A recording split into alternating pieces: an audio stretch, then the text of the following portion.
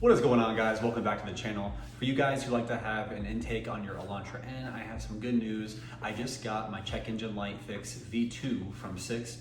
So today I'm gonna install it, show you guys how I do it because there wasn't any instructions. I went off the diagram and I think I got everything buttoned up nicely. And I'm gonna end the video with my thoughts after I drive it for a couple days to make sure the check engine light doesn't come on. With my check engine light, I was able to get it to trigger after about a day of driving. The install wasn't super straightforward, even though it was an easy install. I think just figuring out how to do it was kind of the tricky part. But once you know what to do, super easy. I used a 10mm socket, some clamps to get the hose off the factory PCV valve, and a flathead screwdriver. Simple hand tools, and I'll take you guys along with me and show you how I did it.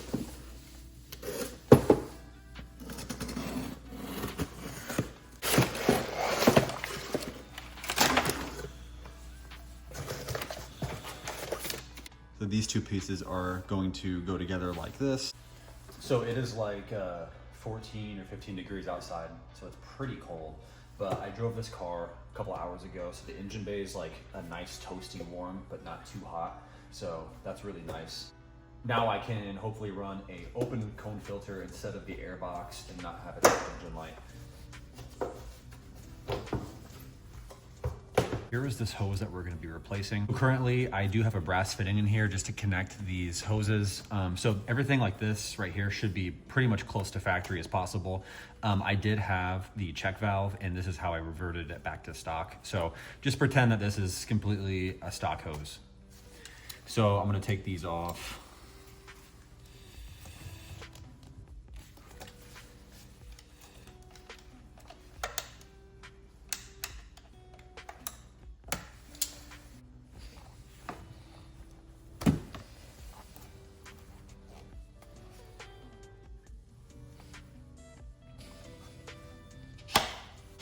So this doesn't come with instructions, it just comes with this piece of paper. But you know what? I am a pretty smart guy. I think I can figure it out. So I'm gonna assume that it's gonna go like this. I'm gonna put this on first, and then we have that little box that I'm not quite sure what it does, but I'm sure it regulates flow. And I think it goes somewhere over here. So we'll come to that part next.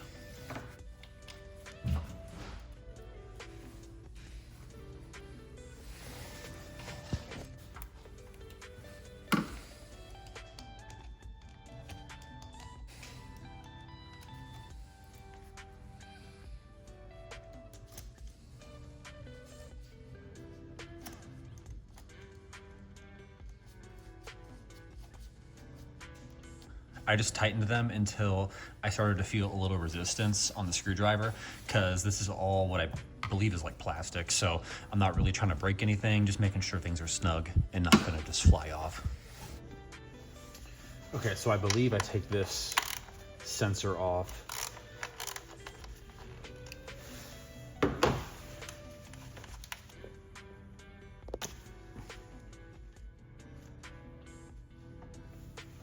Thread the new bolt in.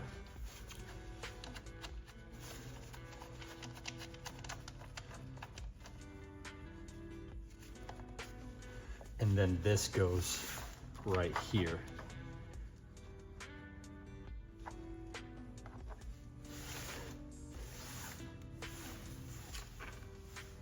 And then the original bolt goes to secure it.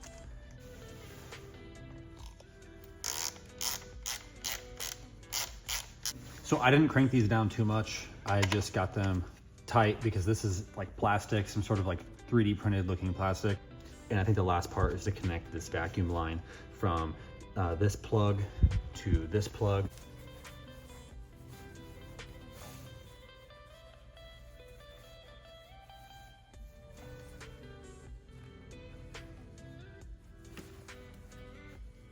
Here is everything installed. This comes in from the intake, goes to this, some sort of valve device, comes into this block, which seems to relocate the sensor. And these are both secured tight. That clamp is secured tight. So hopefully this system eliminates any check engine light from running a open filter.